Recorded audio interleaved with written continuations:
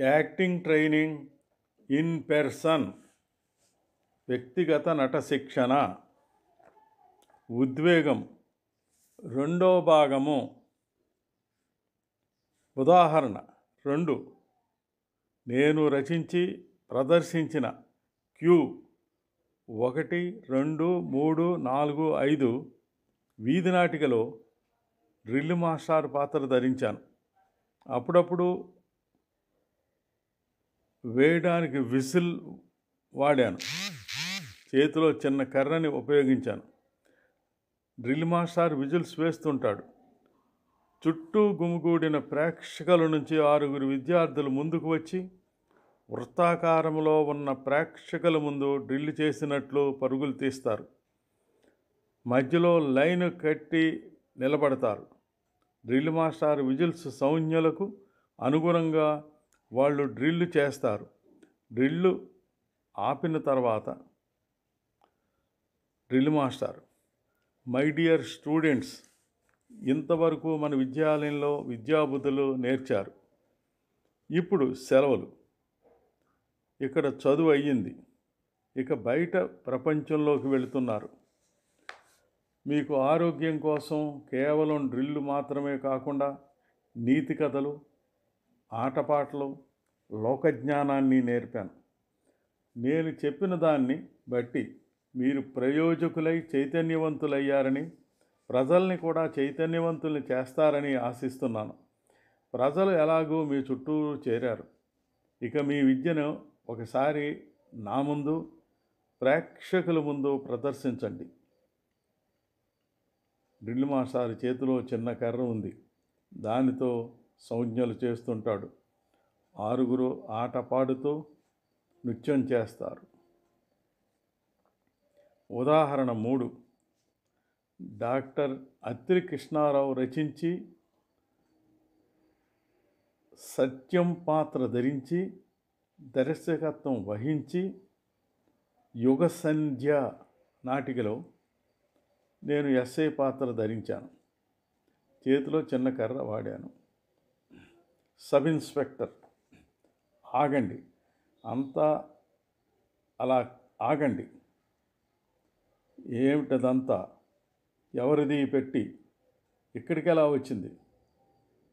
పైడికొండను చూసి, నువ్వెందుకో ఇక్కడున్నావు? పైడికొండ సడన్గా తడుకోకుండా, ఇదిగో సార్, పాతోడే సల్లంగా చీకట్లోంచి పెట్టే లాక్కొచ్చేస్తున్నాడు.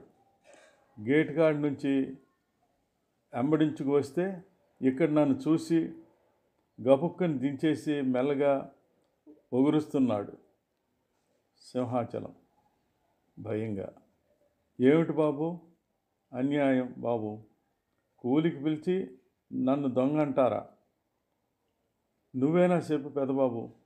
నువ్వే కదా నాకు రూపాయి ఇచ్చి వెళ్ళమన్నావు. ఆ బాబుతో చెప్పు బాబు, నన్ను కాపాడు మా తండ్రి అంటూ వరహాల కాళ్ళ మీద పడతాడు. వరహాలు తప్పించుకొని, నోరు ముయ్యిరా దొంగ విధవా, మధ్య నేను పంపానంటావా? చూశారా సార్? ఇన్స్పెక్టర్, దొంగ రాస్కెల్, వారిని ఎవరనుకుంటున్నావురా? వాళ్ళు దగ్గరుంచుకునే మాట్లాడుతున్నావా? సత్యం నిర్ఘాంతపోయి, బాగుంది సార్, చాలా బాగుంది. జరిగింది చూడకుండా వాళ్ళు చెప్పేది నమ్మేసి అమాయకుల్ని శిక్షించడానిక మీరు వచ్చింది? ఈ ఉపకారం చేస్తారని మిమ్మల్ని పిలిచింది. ఈ సమయంలో వరహాలు బాబు గారు ఇక్కడ ఎందుకున్నారో అడగరే? పైడికొండ, మొన్న రిటైర్ అయిపోయిన డిఎస్పి దొరగారికి బాబుగారు మంచి నేస్తులు సార్. వరహాల బాబు మనవాడే అన్నట్టు సైగ చేస్తాడు. సబ్ ఇన్స్పెక్టర్ అవునన్నట్టు తల పంకించాడు. సబ్ ఇన్స్పెక్టర్, నాకెందుకు తెలీదు? మీరు వెళ్ళండి సార్, మీరు వెళ్ళండి సార్.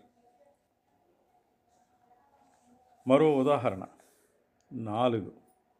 నేను రచించి నా చిన్నమ్మాయి పెళ్లి తాంబూలం నాటికలో ఇంటి యజమాని సీతాపతి నౌకరుకు మధ్య జరిగిన ఓ చిన్న సన్నివేశం చిన్నామాయిని చూడడానికి పెళ్లివారు వస్తుంటారు. సీతాపతి చనిపోయిన తన భార్య ఫోటోను చూసి ఉద్వేగం పొందటం.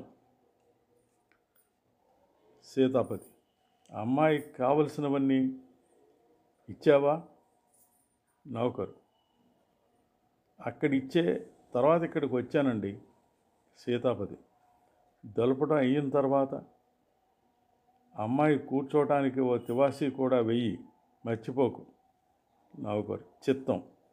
సీతాపతి: ఇదిగో ఈ ఫోటోలు, ఇవి జాగ్రత్తగా దులుపు. ఫోటోలు చూపిస్తూ అంటుంటాడు.